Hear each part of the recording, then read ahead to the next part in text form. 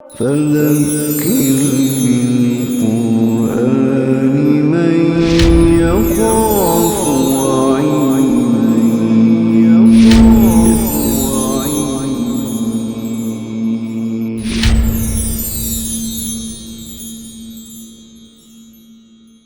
بسم اللہ الرحمن الرحیم، سورۃ الزلزال۔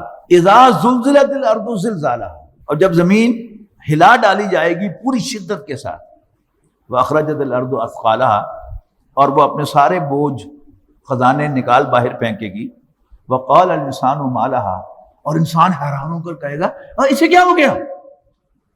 یومئذ تحدث اخبارہا، اس دن وہ اپنے اوپر بیتنے والے سارے حالات کہہ سنائے گی۔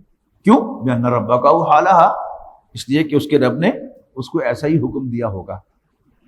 یومئذ یصدر الناس اشتاتا لیروا اعمالہم، اس دن لوٹیں گے لوگ گروہ در گروہ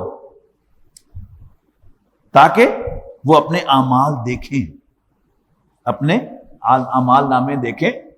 فَمَن يَعْمَلْ مِثْقَالَ ذَرَّةٍ خَيْرًا يَرَهُ، تو جس نے بھی ذرا برابر نیکی کی ہوگی وہ بھی اپنے سامنے پائے گا اس کو۔